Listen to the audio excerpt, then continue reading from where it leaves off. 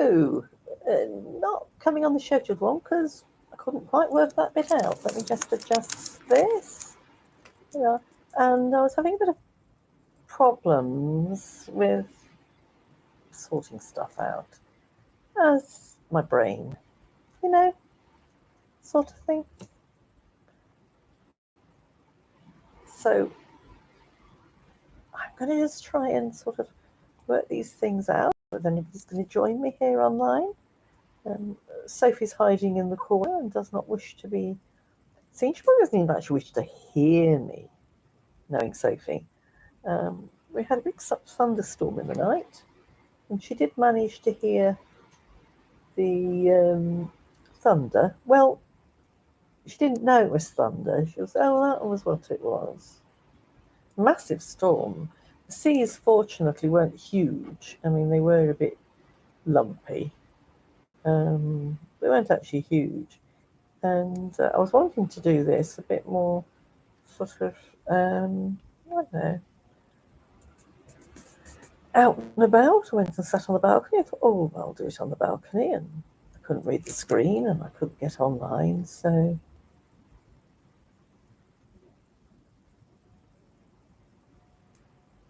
it just keeps telling me I don't have access to features. So goodness only knows whether this is actually going out live.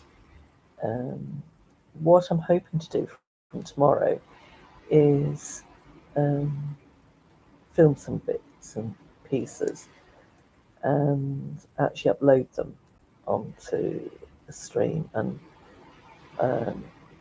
upload them, and hopefully that will be more successful than trying to do lives, or I might do a few Facebook lives because they're easy.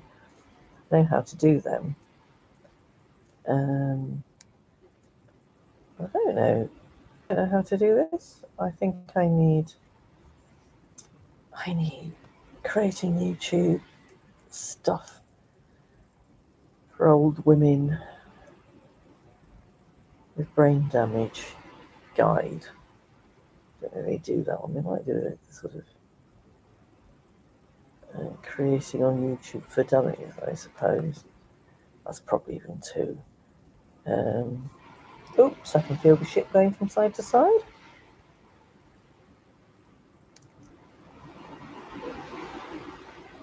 And what's that done? Oh, it's given me it all in front of me. So now I can't see what you're lot seeing, which is me. But there I am. So hopefully somebody will come and ask a question. Anyway, we set off. The story of this tour is, those of you who have known me for a long, long time know that I've gone on some pretty interesting tours and adventures, and I have some pretty interesting and often humorous accounts of those tours or aspects of those tours. So this time's a bit different. All my tours and trips that have been noteworthy have been with my husband. This time I have come with Sophie, my daughter, and she is going to be 40.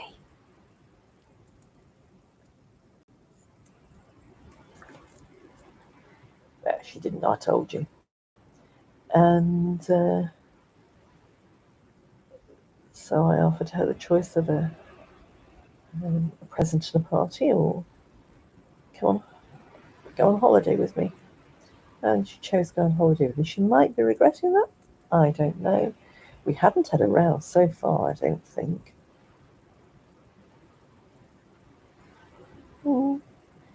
And she's not saying anything. She might have the earplugs in. She's got earplugs because she says I snore. Can't think where she got that from. Anyway, in the past I've always done trips with Cliff, my husband, and we've gone up to the Arctic, and we've driven from England to Dubrovnik, which was quite a long, exciting tour. Sophie's now my partner in crime in holidays, so will this be the last one? I don't know. That very much depends whether Sophie can tolerate going on holiday with me again, I suppose. Have to see. Anyway, so boat's been pushed out because it's Sophie's birthday. So we travelled by first class all the way to pick the boat up in Genoa, Italy, or Genova as it is locally, except for a couple of trains where they don't have a first class on. And we stopped at Paris, sorry, not Paris, Nice, one night. So we left home at 4 in the morning to pick up the 5:15 train from Nottingham to St Pancras, London. And there we just sort of, off the platform, down the stairs, round the corner, and you're at Eurostar. So that's really easy to do. And then we went all the way down to Nice, and the first thing was when we got to Gare de Lyon. No, backtrack. The Eurostar drops us off at, and you go, and it, in previous years, obviously pre-COVID times, when we got there, we always asked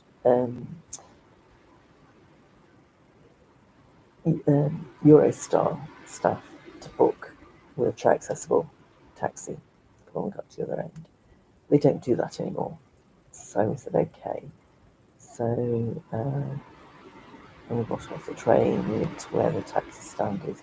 You're supposed to stand in a particular area, and they are supposed to say what type of taxis you need and how's it all going. And then as the taxis come, they're supposed to filter out, so you get the next taxi that meets your requirements. And so you're in this sort of bay, and then there's another bay there to which everybody goes. And we got in there, and Sophie and I both speak a little and understand some French, so conveyed what we wanted. And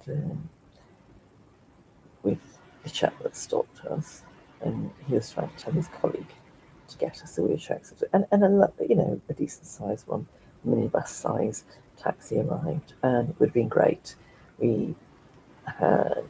I had one big case with it extended and a backpack on, and Sophie had 2 cases and a backpack. And anyway, so the other person, not the one we'd spoken to, let that taxi go to people who didn't need it, just next one in the queue. And so the guy with us sort of hit the roof, and there was a lot of name calling in rapid French. And so we get the next one. Now, the next one that came, the pedogram, couldn't get me and the cases. It was either me or the cases. So I made a few suggestions. They weren't taken up in the end. They said Sophie had to get us another taxi. So I got in with my case and left Sophie, and off we went. We get to the Gare de Lyon. Paris was calm, it wasn't its normal self, and we moved across Paris quite quickly. And we got to the Gare de Lyon, and I got there, I thought, first, and came round the corner, and the chap got me out, and first thing that happened was the car pulled up too close to the back while I was getting out, so I reversed into his car. Of course, his own problem entirely. There was no mark left, which he did sort of come out and check his bumper, and waited for Sophie. And Sophie's trying to call me. Says, well, where are you? Because obviously I had the cash on me. Anyway, eventually contacted with texts and things. I couldn't see her, and she couldn't see me. I tried to aid the assistance of 2 police officers that were passing by for me. They weren't that interested. Very pleasant, but couldn't really help me, and I was kind of wanting to get them to talk to Sophie's taxi driver, so that we could work out where we both were, with us not being able to see each other. Anyway, eventually, I moved, and Sophie could see me, and said, just keep coming. And her taxi driver's card machine wasn't working, so she couldn't get paid for her taxi. So she was staying there until I arrived with the cash. Anyway, eventually we met up. I paid her and gave her a tip, and she was very happy with. And then went to the station. They'd moved the area where you have to go and announce you're there and wait for your assistance. They'd moved it. I had to find that first, and found it. Gathered a couple of, gathered a pack of sandwiches and a decaf latte. No, a latte. I didn't say decaf. That's right. I gathered a latte, and went back, and then they couldn't find me, so there was no assistance booked in. So I was sort of ringing the travel company in London from Paris to try and sort of say, well, they haven't got me sorted. But anyway, it got sorted. So we got on the train, and it was the usual TGV train, and we headed off. And we've done the sort of Paris to Marseille, Paris to that sort of area quite a few times, and it's not a particularly long journey. But this holiday's journey was we were staying the night at Nice, so we had to do that extra bit, which was quite tiring. So we arrived at Nice, and the thing we had all along is Sophie's well over 6 foot and well capable of lifting things. When they're booked in to do the assistance, they like to feel it's their job to sort of deal with all the cases. And my case was particularly heavy. And, this chap at at Nice, I don't think he came up to Sophie's shoulder, or if he did, he just did. And, he was a real, little chap, blow over in a wind. And he was trying to wrestle the cases off Sophie while she's trying to move the cases. So sort of tugging match, and this sort of wrestling match ensued. Sophie and this tiny little bloke, because he was insisting he had his cases, and then said some rude words about Sophie, which she understood. And so she was not best pleased with him, to put it mildly. Let him know. Anyway, got to our hotel, which wasn't far away. It was deliberately close to the station. And I knew the lift was going to be small. And I said, well, I've usually got my wheelchair in these lifts. I'll sort of reverse it, I can get them in. But they also had ground floor rooms. And arrived, and I wasn't given a ground floor room. And there was no way any wheelchair of any description, let alone mine, was going to get in that lift. And it was, the beautiful wrought iron spiral staircase with the lift in the middle, sort of Edwardian-y staircase. But then when we got to the room, even if I'd managed to get in the lift, there's no way you were going to get a wheelchair of any description in that room either. So fortunately, am able to walk a little bit. So we end up having to leave the wheelchair downstairs near the lift, and I put my stick in, so me sort of getting up the lift and waiting for Sophie to come up and down. Anyway, so had a nice night, and then what I've discovered since is I unpacked my hair dye. So as this holiday goes on, my nice lavender hair has become very white, unless I can find some hair dye. I have to see if Heather can do any in Spain. And I left it there in Nice, so goodness only knows what they think of 2 purple bottles full of purple stuff in the hotel. The hotel did a really good breakfast, a very nice breakfast, but which we sort of swallowed quickly as we headed off back to the station to get the next leg from Nice to Ventimiglia, and then from Ventimiglia to Genoa. And so yeah, to Geneva to Ventimiglia. Ventimiglia, of course, is now in Italy, and I speak a few words in Italian, but not a great deal. And Sophie doesn't do any Italian. And Sala Blu do the transfers in Italy. And I'd had my email confirmation that the French service, the SNF, or French service, were going to get me off the train in Ventimiglia. And they have, a particular type of lift, and I get off, and then the horror of these chaps about me as a lady. So I'm going to Ventimiglia, and no, we're not in. We can only do this. It's Sala Blu that does that. That's fine. I'll take you to. So sort of, I was insisting that it was all booked, and that's a problem when you have a travel agent's book and you're not really yourself. You can't say hand on heart. This is. I've got a horrible feeling with this sound of waves and the gentle rocking. I might fall asleep mid-sentence. Anyway,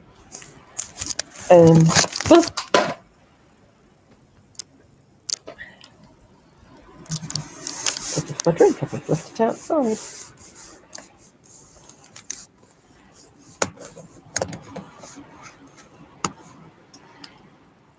And I'm back. This tiny little bloke, halfway up Sophie and twice as and half as wide, and wanting to insist on helping with cases and things, and he had another bloke with him, big chunky bloke.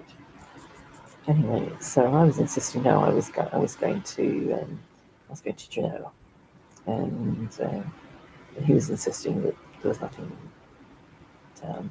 They took me to speak to somebody at the ticket office, and showed them my tickets, and she was now getting quite concerned, and the bloke was saying, "Well, I can't take her. I've been booked by SNF to go and get her off the French train, and that's it. If she's going to Ventimiglia, that's down to Sala Blu." And he washed his hands of it all. A bit of a panic went around, and the French was sort of saying, "Well, the ticket people were saying, well, why can't you do it?" No, it's Sala Blu, it's not me. I've been booked by the French. I'm booked by the Italians." And it was going on. I'm trying to convey things in a mixture of French and a few Italian words I have. And this town Ventimiglia is on the Italian border. And anyway, eventually it was, it's sorted. Somebody went off and it's sorted. Sala Blu, if you do it, you're coming here doing. So yeah, we'll get you on the train. diddly. It was the same self-same little bloke that came back, that got me off the French train, that said he couldn't do anything because it was Sullivan, and that was Italy. And he was only France. He was in the France half. He wasn't in the Italian half. It was a self-same bloke what came back that helped me get onto the Italian train. So there's a great deal of voluble language between him and the person with a tabard on, obviously, the person in charge of Sullivan, in Italian. So very, very quick, not able to distinguish anything other than the odd word. And so we're there, getting onto the Italian train, helped to do so by the blokes that got off the French train that said they couldn't get me on the Italian train. Is it okay? Yeah. Anyway, so we got on. It was now cattle truck time, and the first one I was just sort of shoved in this corner by the door. It really was cattle truck time. Very, very dirty, very old, sort of cluttery train, but the scenery was stunning as you were sort of going along. You could see sort of through Marseille and see all the French Riviera, isn't it? I think that's called. Yeah, all the French Mediterranean coast, heading along. The sun's beautiful. It's nice and warm. It was about 27 degrees, 26 degrees, 27 degrees. Beautiful. Then we got to another station, and it just can't remember what station that was. And we got off that train by Sullivan. So we're now in Italy, and it's not now an argument between the French and the Italians who's going to get me on and off trains. And then we got to the next train, which was a bit better than a cattle truck, but it didn't have any first class on it.